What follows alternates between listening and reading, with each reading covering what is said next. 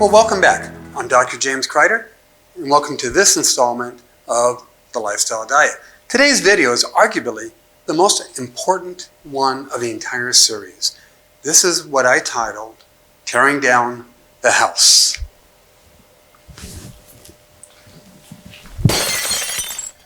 All right, well, the house is torn down. So let's explore, why are you here today?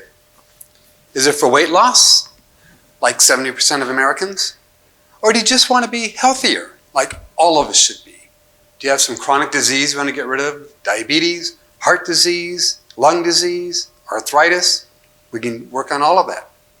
Or you just want to be healthy enough to watch and play with your grandchildren as they grow up.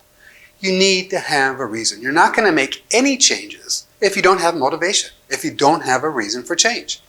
What are some of the reasons?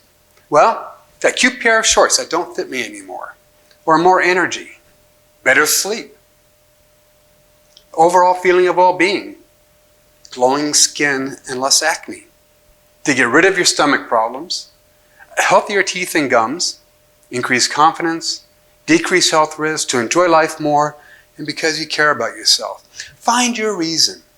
You have to have a reason. Without a reason, without motivation, I promise you're not going to make the change. Get rid of excuses. That's the next thing. After you've got a reason, we all have excuses, and we know what those are. We all have one, correct? So get rid of all your excuses. I work too hard and don't have time, can't cook. It's my thyroid. It's genetic. I hear that one all the time. Everybody in my family is overweight. It's genetic. I have to be overweight. I can't afford to eat healthy. I get that from a lot of patients who come in. They're McDonald's, Carl's Jr., Wendy's, Del Taco, very popular in my area. This is what they live on because they cannot afford to eat healthy. Let's explore some of these excuses.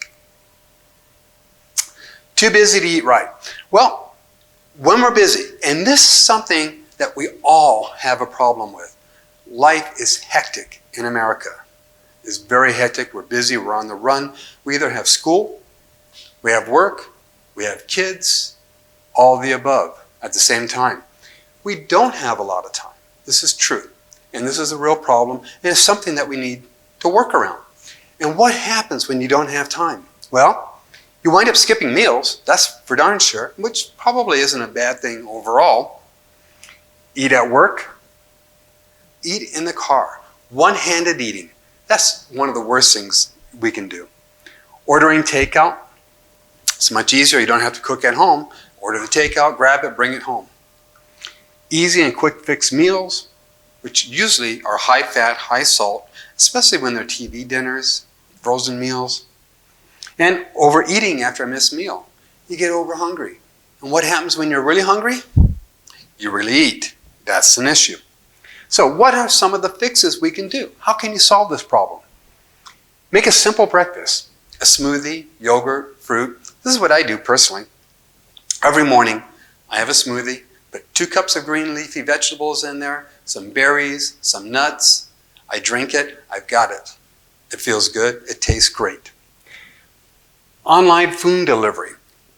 If you're really rushed and you don't have time to go to the supermarket, as many times I do a lot of the cooking, and years ago I would have to go to work, after work, run to the supermarket, grab some food, go home, cook it.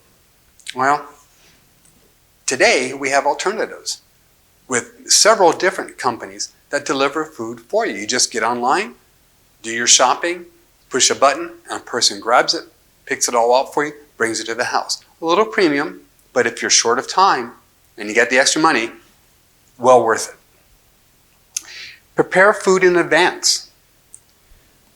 That is one of the most important things and best solutions you can do. Take your weekend. Put together all the food. Cook it, prep it, portion it out, and you're set for the week. Healthy grab-and-go snacks. Remember, healthy. Not a bag of Doritos on the way, some cupcakes, donuts. Take some nuts. Take some fruit. Healthy snacks. Make a one-pot wonder. Throw everything in the pot in the morning, turn it on when you come home, you got dinner. A simple meal doesn't have to be complex. It doesn't have to be very much at all. 1 ingredient, 2 ingredients, you're done. A simple salad and maybe some tuna fish. It works. And make family meals a priority. Too often when we're busy and rushing and hectic, we don't sit down and enjoy that time with our family. Remember from the blue zones? That's so important. We need our family time. Extend it when you can. When you can. Especially on the weekends, if you're not working. Make a point of bringing your family together and spending time together, discussing the day's events. I don't know how, or I don't want to cook. Well, this is a common one too. Get back, you're tired, you've had a rough day, a long day. You really don't want to cook. Or maybe you don't know how. And in this case, the smoothies are a great way to go again. I don't know if you want to put chicken in there or fish. That would be a little bit difficult. Crock pot that you set up in the morning, just throw in a couple things, you're done. Or a one-pot wonder, you can do with that also. Throw in a couple items, you're done. A sandwich with 100% whole wheat bread, whole grain bread, barley bread, rye bread, and not bologna, not any of the processed meats. Make it something good, something reasonable, something healthy. And if you look on the site, we do have some good suggestions, and I have some decent recipes for you on that. Salads, always a great go-to. Easy to prepare, easy to prep, gives you all your vegetables, throw in some nuts, olive oil, you have oil. Remember, with the blue zones there, they will have a lot of oil. The olive oil is heart healthy, it's good for you. It's okay, you can have that fat. Cook and freeze in bulk. As we talked about before, if you're too busy, take your weekend, spend the time, prep whatever food you need, prep it in bulk, store it, portion it, and you're done. Strategize restaurant and takeout foods. You don't have to accept what they do. There are times I eat out. Some of you around here, my patients, have seen me eat out. But I've trained my restaurants. So I'll have 1 or 2 restaurants that I go to, and I may get something that's not on the menu. I have a local Mexican restaurant that I go to, but I don't have Mexican food. I have a salad. And they make a beautiful big salad for me. It's not on the menu. They make it for me. I've asked them to do it. They do it. It's harder to do that if you go to a big chain place, but they'll accommodate you. They'll work with you. So you can make a healthy meal even if you're eating out. It's just not at fast food. My thyroid did it to me. How many times have I heard this? We would all like to have something to blame it on. I'm 100 pounds overweight. I know it's my thyroid. It has to be. There's nothing else because I don't eat anything. You've heard that. Well, guess what? It's not your thyroid. 2018, just last year, 2 years ago, there was a big meta-analysis that looked at several other studies that had come in. That's what a meta-analysis is that they review other studies and they put it together. So a meta-analysis looked at several studies. And these patients had their thyroid removed. Some for cancer, some benign nodules, different reasons, but they had the thyroid removed. Of course, they were put on thyroid replacement medicine. But they had their thyroid removed, they're put back on thyroid medicine. Guess what? No changes in weight. They followed them for 3 years. Small changes, 0.94 kilograms in 3 years. Patients without surgery, they gained 1.5 kilograms. So you had that control. As we get older, we do gain weight. That's normal. That's common. That's something that we got to stop. And we stop that by eating in proportion to our activity. When we get older, we're not as active. We have to eat less. Goes without saying. So these people really did not gain any weight from losing a thyroid. Conclusion, any weight gain is not related to your thyroid. Now the other exception is if you come into me and your thyroid isn't working and you're not on medication, yeah, you may gain up to 5 pounds, possibly 10. If you're 40, 50, 60 pounds overweight, I promise you, it is not your thyroid. This is a big one, genes. I get it all the time. I love it. Lady comes in, she's overweight, of course, and she tells me, Anna, this is genetic. Everybody in my family is overweight. Okay, that's social. Everybody in your family is overweight because everybody in your family eats wrong. To let you know, there's several different ways that we can look at genetics in obesity. There are gene mutations. About 200 cases in the world have been identified with a gene mutation that causes morbid obesity, or just obesity. 200 in the world, that's it. You're probably not one of those. There is syndromic obesity. 20 to 30 disorders of obesity that's associated with something else, like mental retardation, abnormal features of the body, dysmorphic features, organ-specific developmental abnormalities, and the most frequent syndrome of all these, of that 20 to 30, the one that is most common is 1 in 25,000 births. Okay, maybe you're that person too. If you have one of the associated comorbidities with it, you probably don't care, and you're not watching this video. Polygenic, or common obesity. This is the hardest one. There's probably 100 genes that we have, that we've identified, that are associated with obesity. And by associated, it means that they'll look at hundreds of thousands of people. They'll find this gene, and yeah, statistically, there's a little bit of a weight gain. And by a little bit, I'm talking like 100 grams, 200 grams. Put together a couple of them. You need 10 of them to get a couple pounds out of that. So all these little genes are playing a tiny bit of role. Maybe it makes you burn a little bit slower. Maybe it makes you a little bit hungrier. But you also find these exact same genes in normal weight people, not only in obese people. Normal weight people can also have these same genes. So just because you've got those genes doesn't mean you have to be overweight.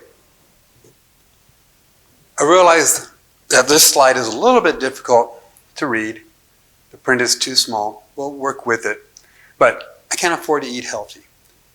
This is a very, very, very important one because a lot of my patients tell me this all the time, especially the ones that love to eat at Del Taco.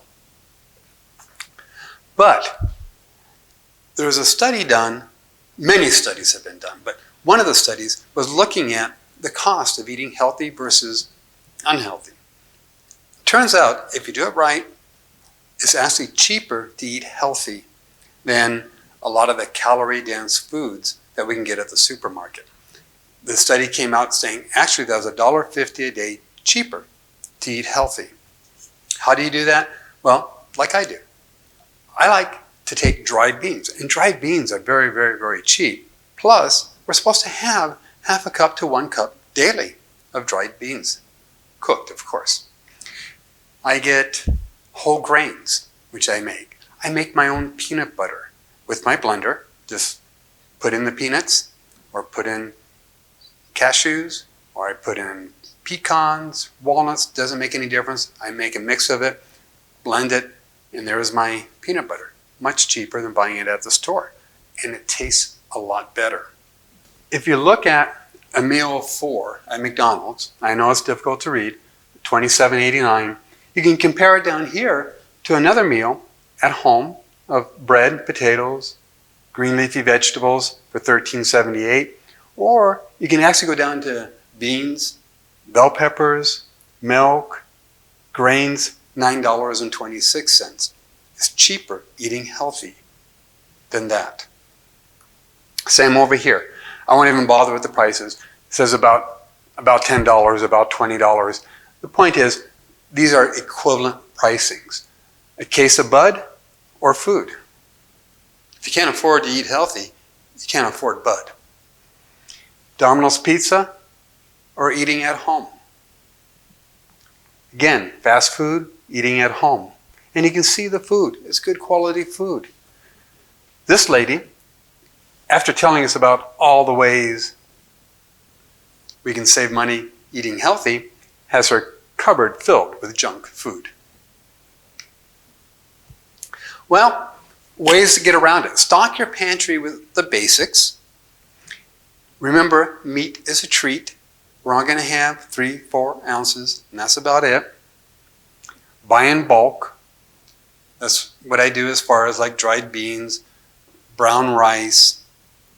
Cook in bulk. I do a lot of that on the weekends. I'll make a whole big pot of beans, or I make a soup, and I portion it out, save it during the week. This way you're not wasting anything. Frozen fruits and vegetables are fine. Actually, they can be healthier for you and have more nutrients than the fresh ones. We're going to talk about that in another section.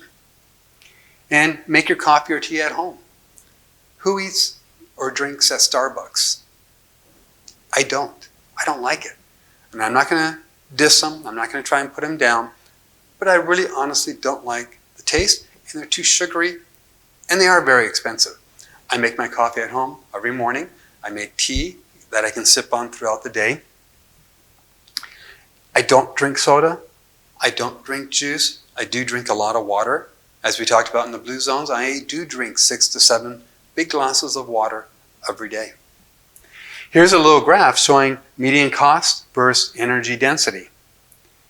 Sugary sweets are right here, high calorie, but you can get your fruits and vegetables the same price as all your sweet and sugary stuff with a lot fewer calories, especially if you're trying to lose weight and be healthy. This is important. Lower calorie, same price, no difference. Grains, healthy grains, beans, legumes can be a little bit more, but if you're getting the dried beans and legumes and making it yourself, it goes down over here. It really isn't very expensive, and it gives you more calories than your sugars and sweets. Meat and poultry, yes, of course, that does cost more, but remember, we're not doing our 12-ounce or 16-ounce steaks. We're doing 3 or 4 ounces of fish. All right, so now we've eliminated the excuses, and we've got our reason for doing it. We've got our motivation. We got our purpose. So let's figure out what we need to do. Again, this is where we tear down the house. This is where we're going to get rid of the bad things. We've got 4 categories to eliminate, and we have 3 categories that we're going to minimize. So again, we're first eliminating the bad, the unhealthy. It's impossible to lose weight if you keep eating potato chips. You can't do it. I know there's a keto diet out there, and it says that you can have all the fat you want. In fact, it promotes fat. You can have bacon, you can have sausage, you can have fat bombs, you can do whatever you want, just don't eat carbohydrates. I promise you that's not a healthy diet. And I have a research paper that I have on my website that I wrote.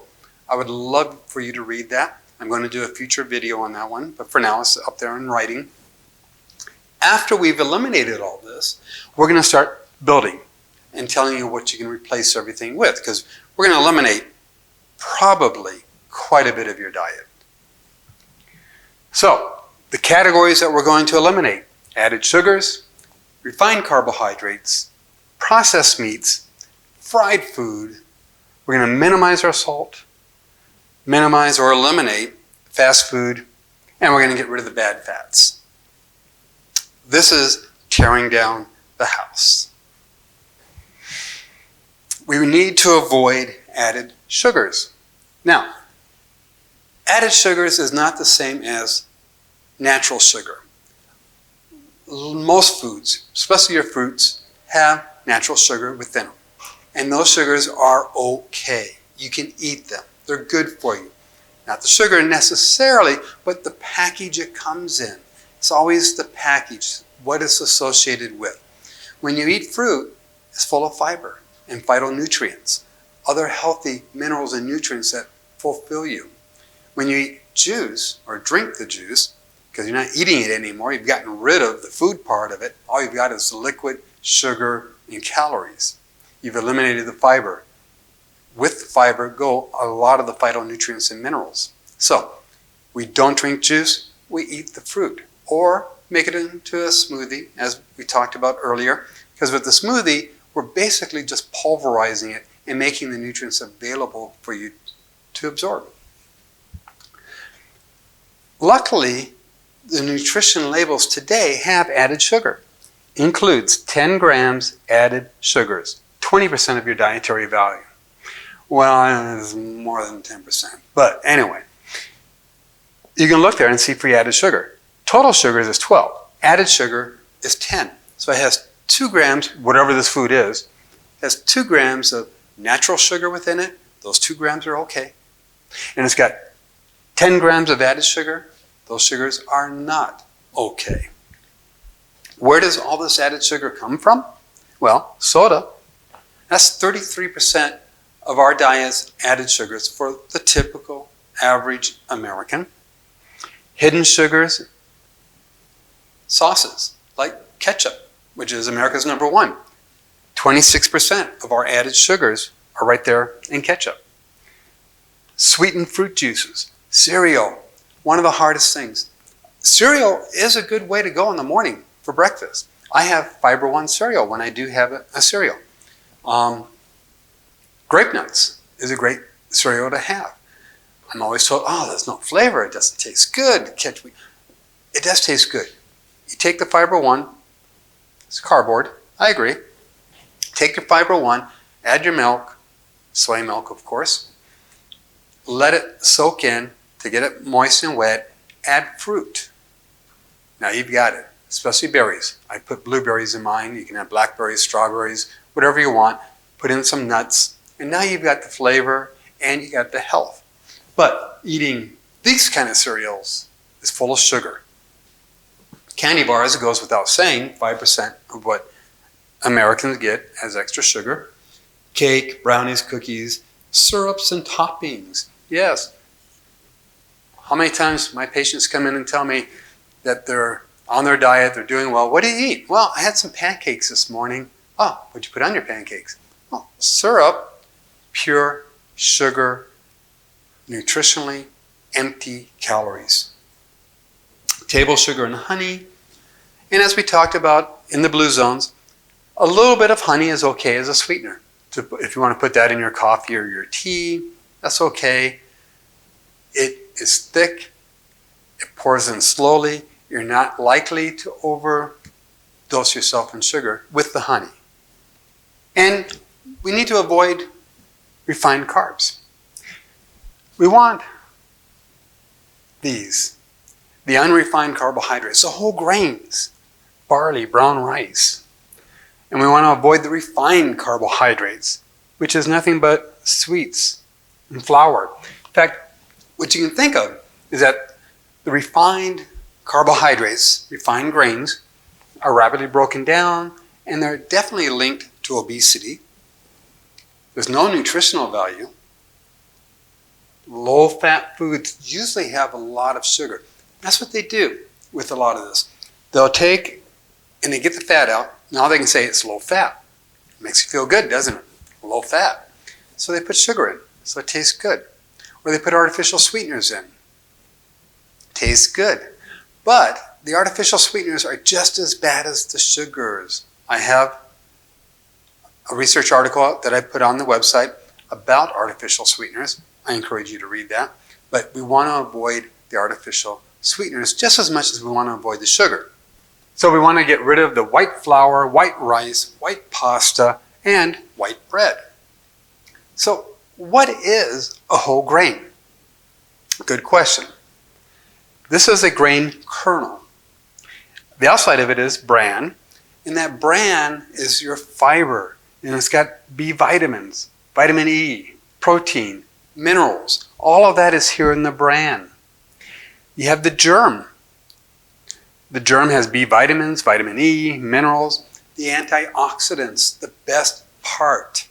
So let's strip away the bran, get rid of all the fiber. Let's get rid of the germ with all the antioxidants. What do we have left?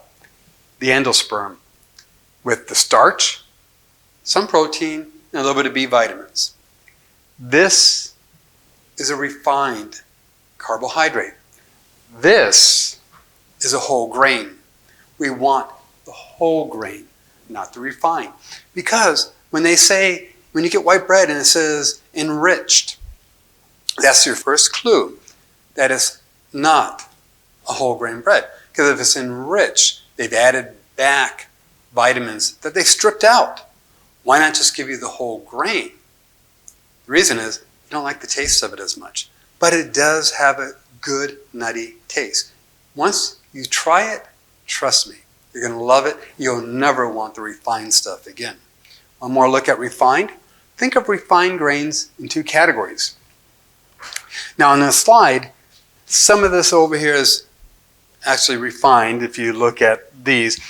But just imagine over here is our whole grain, where we can have some whole grain bread, noodles. They make 100% whole wheat noodles that you can have. Whereas over here, your indulgences, cake, cookies, pies, candies, all of that is refined. Yeah, all of that is fat promoting, chronic disease promoting, giving you diabetes, heart disease, and cancer. These are gone. Refined grains are gone. Of course, and because you're going to ask me about this later, if you look at what the recommendations are, they say make 50% of your carbohydrates whole grains and 50% refined. Why do they do that? It's America. They know you don't want the whole grains. Processed meat. I love processed meat. I love bacon. Who does not like bacon? Sausage. Wonderful. I was a big barbecue guy years ago. Before I really got into the health, I loved to barbecue. I smoked pulled pork, ribs, brisket, you name it, I did it. I even opened up a restaurant and had a pizza trailer. I was full into it. It was delicious. I loved it.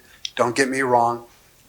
I'm not up here saying, oh yeah, all my life I've been a vegetarian and I don't want you to eat bad things and look down at you. I did it. I know. And I changed. And I know how hard that change is.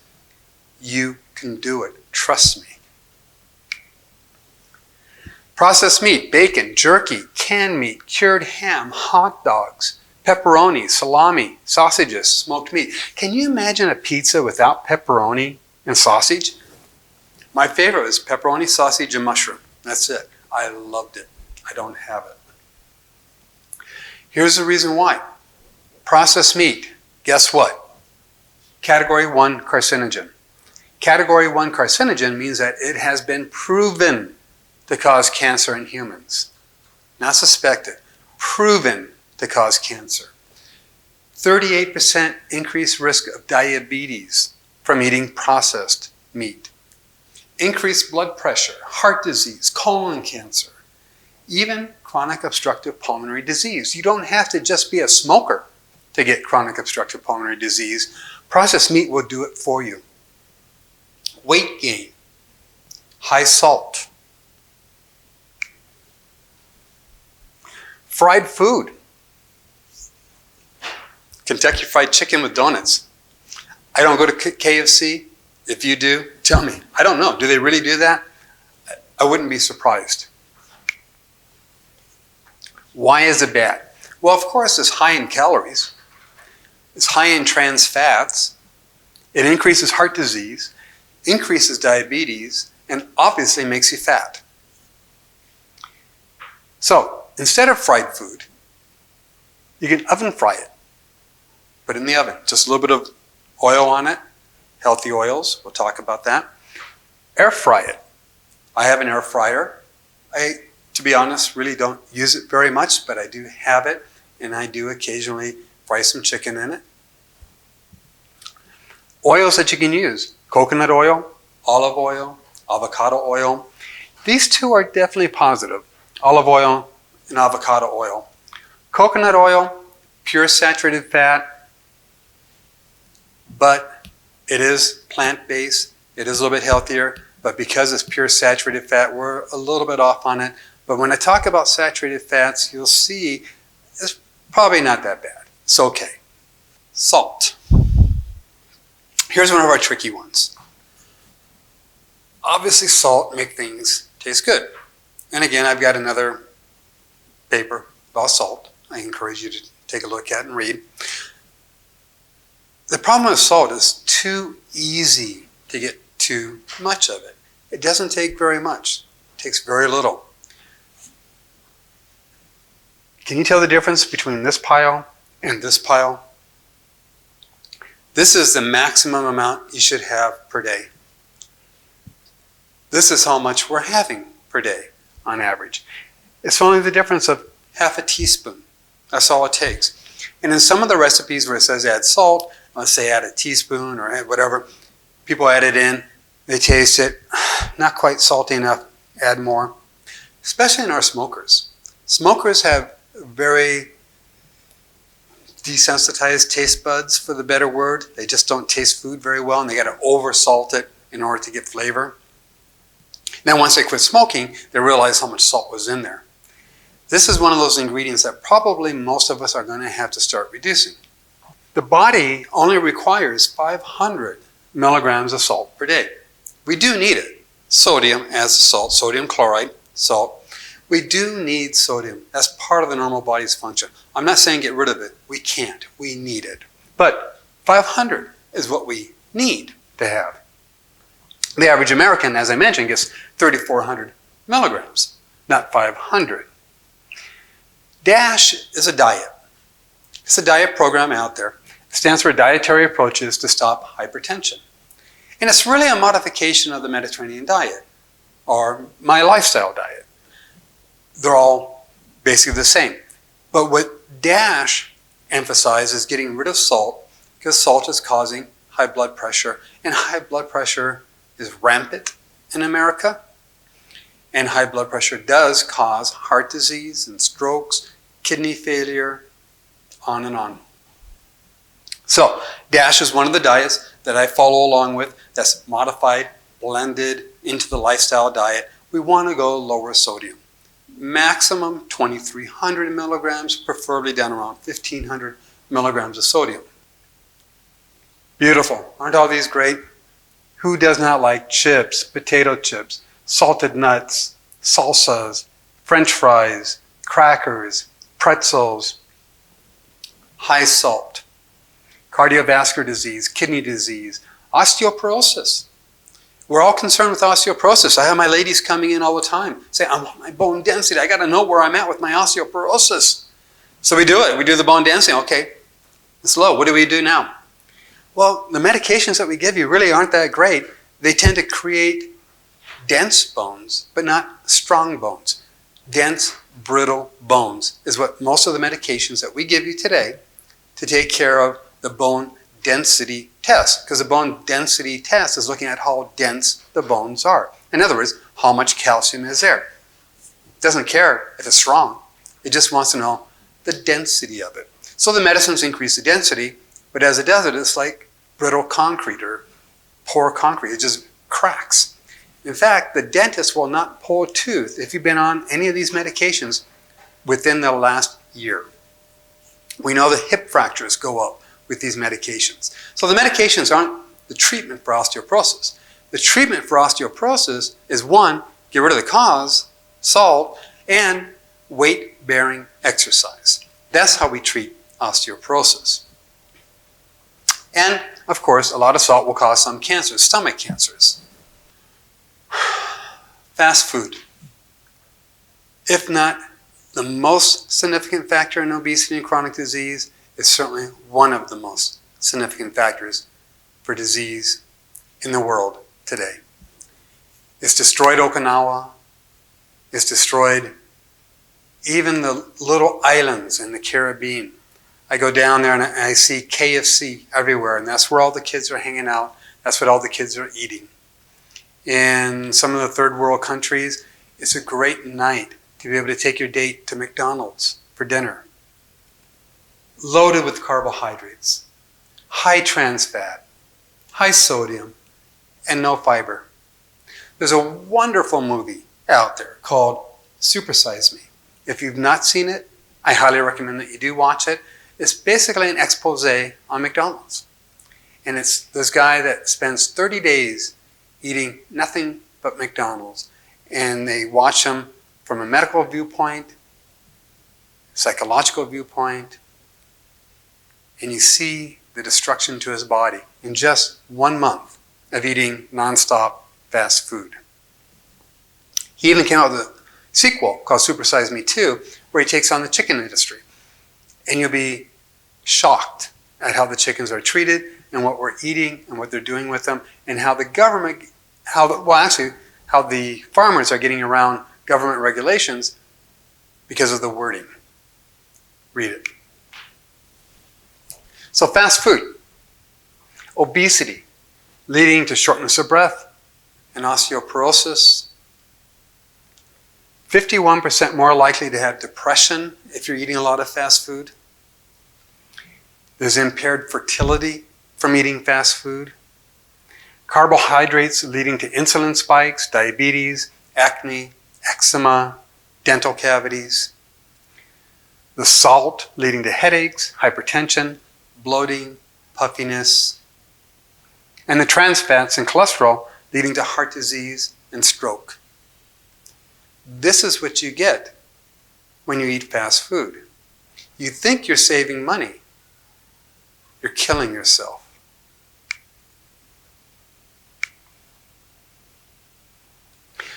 Now we get to the fats. An interesting subject. We want to get rid of bad fats, but not all fats are bad. We need fat in our diet. It has to be there.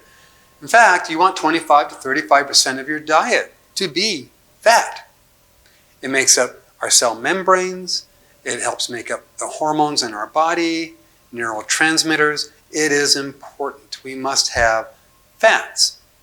But not all the fats are good for us.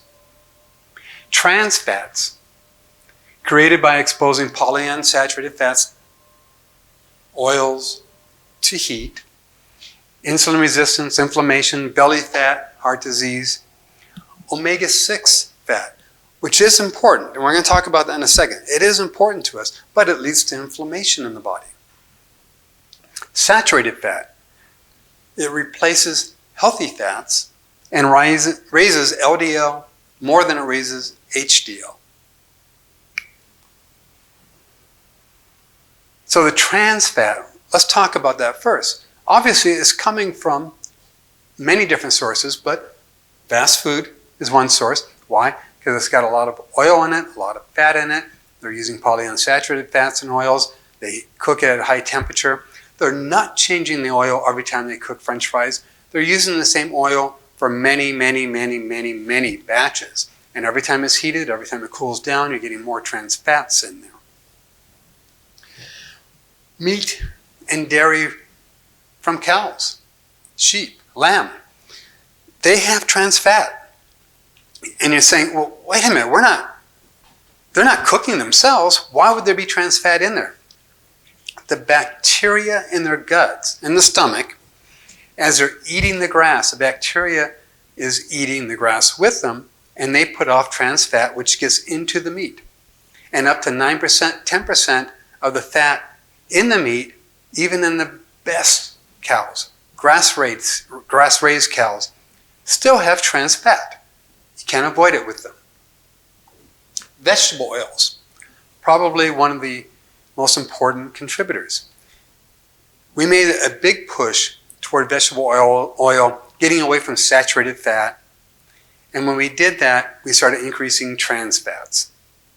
Well, the government did crack down on trans fats. We all know this, and we have it on our labels, but we're still getting a fair amount of trans fats in vegetable oils. Processed foods, the bacon, sausage, salami, trans fats. Fast foods, trans fats. Trans fats give you a 40% higher risk of diabetes. If you have diabetes, why are you eating this stuff? It's not just sugar. It's not just sugar causing a problem. It's the fats and the red meats. It increases inflammation and chronic illness, heart disease, metabolic syndrome, diabetes, and arthritis. These are all things that are a result of our diet. And if we modify our diet, we can get rid of these. Especially my arthritis patients. They come in and their joints hurt and they on more and more medications, anti-inflammatories, Motrin, which hurts the stomach, aspirin, methotrexate, it goes on and on. If they would change their diet, most of them would not need any type of medication. Omega-6. Now, again, as I mentioned earlier, omega-6 is an important amino acid. We need to have it. Amino acid. Fat. It's an important polyunsaturated fat. We need to have it, just like we need to have omega-3. They're both important. However, omega-6 is pro-inflammatory. It creates inflammation, whereas omega-3 is anti-inflammatory, which is why fish is so good for us. Omega-6 fats are coming from the vegetable oils. The problem is that we're getting way too much of the omega-6 in our diets today. Again, from vegetable oils, and also, as I'll show you in a second, from our red meats. And the ratio of omega-6 to omega-3, as we evolved, was 1:1. That's where it should be, 1:1. However, we're closer to 16, 20 to 1.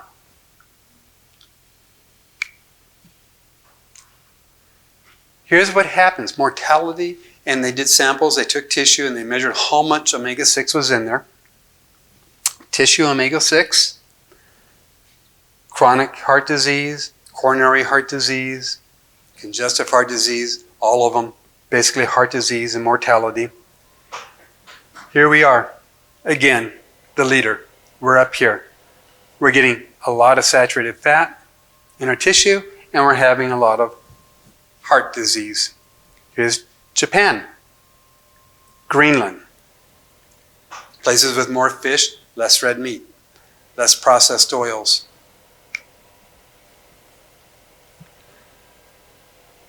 This is a slide from a dairy farmer that's analyzed his grass-fed meat. And the grass-fed meat that he has is around 1.6 to 2.4, depending on the year, to 1. That's omega-6 to omega-3, compared to grain-fed beef, which is the predominant meat that you'll find in the store. You don't find the grass-fed as much. They are getting more and more into the grass-fed, and they do charge a little bit more for it. But look at the difference. 14.5, 16, up to 20 to 1 omega-6 to omega-3 compared to 1.5 to 2 to 1. So grass-fed, let me give you some terms. Grass-fed means that the animal is fed grass or hay at some part of his life. Usually it's in the beginning of his life, not toward the end. Grass-finished, these are terms that you want to look for on the label if you're going to eat red meat. And I'm not saying don't eat red meat, but we'll learn in future talks. The red meat should be down to maybe 3 or 4 times a month, at the most, twice a week at the most, but preferably 3 to 4 times per month. Grass-finished means, and by finished they mean brought to the final weight. Grass-finished means that they were raised on grass and finished on grass or hay. Pasture-raised might have been supplemented with grain. Little misspell, wit. Might have been supplemented with grain. It just means that it spent some of its life on pastures and is very loosely defined. Free range really applies to chickens and eggs, and it just means that they have a bigger cage. It really doesn't mean that they're out there in the field eating seeds, eating insects and worms. It just means that they got a bigger cage. They can spread their wings. What you want is 100% grass-fed and finished. If you want to know where you can find it, here's a neat little website, eatwild.com. And that website has listed in all the different states areas you can go to where you can find grass-finished, grass-fed, grass-finished cattle, if you want the beef, or also with the chickens, free-range, pasture-ranged chicken. Saturated fat. Now here's the real interesting topic. When I went to medical school and when I learned about saturated fat, I learned that that was the killer. Saturated fats bring up your cholesterol. The cholesterol then causes heart disease. This is what I was taught.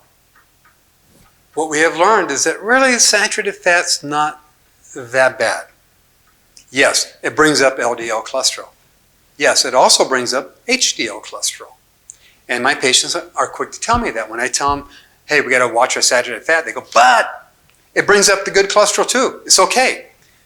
It does. It brings them both up. It brings LDL, the bad cholesterol, higher than it brings the HDL. So the ratio becomes bad, and it overall does lead to heart disease. And if you look at the graphs, as far as the amount of saturated fat, heart disease, you will see that the more saturated fat you get, the higher the risk of heart disease. So it's not great for you, but it's not as bad as what we first learned. It's really the trans fats and getting too much omega-6 in your diet. Those are the culprits. But saturated fat we need to watch too, because we talked about the company it keeps. Saturated fat is predominantly from animal products. Coconut oil, the exception. And the animal products, the protein, has other roles, which we'll talk about in another talk, that is heart damaging and creates atherosclerosis. So we're still going to watch saturated fat. We don't want it. So, as I mentioned, the saturated fat's not directly tied to heart disease, but it does increase the LDL more than the HDL. There's no clear link. But by replacing your saturated fat with heart-healthy polyunsaturated fats, you're much better off, because you still don't want more than that 25 to 35% fat in your diet. I don't care what the keto guys say. You don't want more than 25 to 35% fat in your diet. And if you can replace the saturated fat with heart-healthy polyunsaturated fats, you're better off. Again, you want grass-fed, grass-finished meat when you do eat meat, pasture-raised chickens and eggs. Dark chocolate is actually heart-healthy. Just watch the calories. And coconut can be used. Key points of this talk: eliminate all forms of added sugar, leaving just the natural sugar that nature intended you to eat. Do not add salt. Eliminate processed foods and oils. Eliminate refined carbohydrates. No fried food. No fast food. And watch for bad fats. Well, that's our talk for today. I hope you've enjoyed it, and I hope that you've learned something new. I've certainly enjoyed presenting it. You know, in this time of COVID, we've canceled many of our seminars, and I've had to do this from my garage. However, this will be over soon. And when it is, and I restart seminars, I hope to personally meet you and be able to reach out and shake your hand. But until then, I'm Dr. James Krider, and next it's going to be time to rebuild your health.